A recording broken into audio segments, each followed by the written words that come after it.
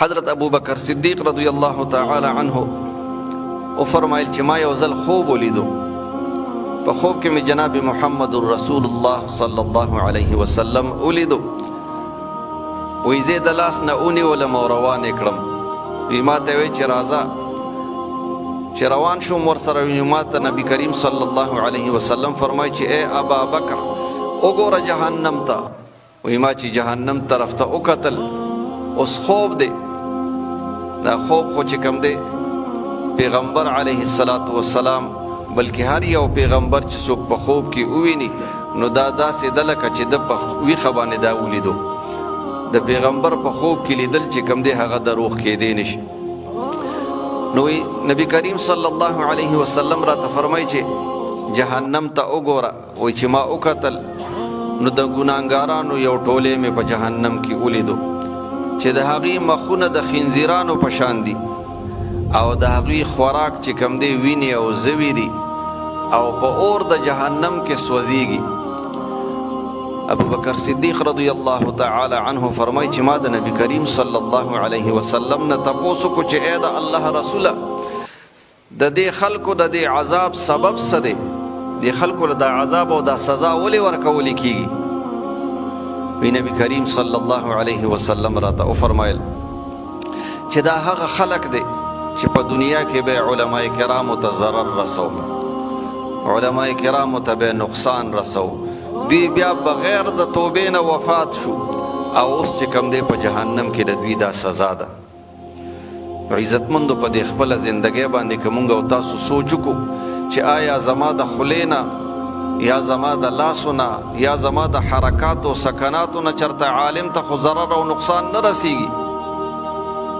که فرض که زما د خولې نه، زما د لاسو نه، زما د حرکاتو او سکناتو نه، زما د وینا نه یا زما د قلم د لیکلو نه یا زما په موبایل کې د لیکلو نه، نن سبا خو په موبایل کې لیکل ډېر زیات دي، د دې نه که چرته عالم ته تکلیف او ضرر او نقصان رسیږي نو هسې نه چې دا زما په جهنم کې چې کوم دی د دغې عذاب او سزا سبب ونه ګرځېږي چې سبا له د مخ چې کوم دی د خنزیر په شکل باندې او وینې او زوی دی په جهنم کې خوراک وي، په اور د جهنم کې سوځېږي، نو دغه سزا دی خوښه ده. او که نه په دنیا کې مثال په طور دا صبر دی خوښ دی چې عالمانو ته ضرر ورونه رسوم.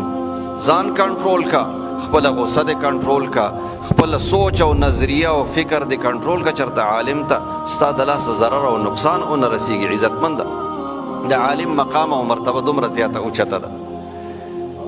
نبی کریم صلی الله علیه وسلم فرمایي چې النظر الى وجه الوالد عبادت، د خپل پلار مخ ته کتل عبادت دی.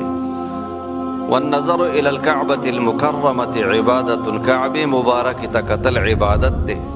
والنظر في المصحف عبادت، قرآن کریم ته کتل عبادت دی. والنظر الى وجه العالم عبادت، د عالم مخ ته کتل عبادت دی. من زار عالما فكأنما زارني، چا چې د عالم زیارت کو، د عالم ملاقات وکړو، نو نبی کریم صلی الله علیه وسلم فرمایي چې گویا کې د زما زیارت او زما ملاقات وکړو.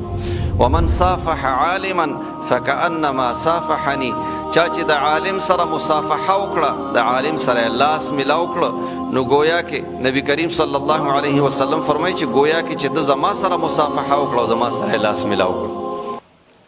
ومن جلس عالما فكأنما جلسني، نبی کریم صلی الله علیه وسلم فرمایي چې څوک د عالم سره کېناستو نو گویا کې چې دی زما سره کېناستو. ومن جلسني فی الدنیا اجلسه الله معي یوم القیامه، او څوک چې زما سره وي په دنیا کې کېناستو نو دا سړی به الله پاک زما سره د قیامت په ورځ باندې کېنوي. الحمدلله د علماء کرامو سره زمونږ او ستاسو دا ناسته دا هم چې کوم دی اوچت مقام او مرتبه لري چې لکه دا داسې ده لکه چې مونږ د نبی کریم صلی الله علیه وسلم په مجلس کې ناست یو.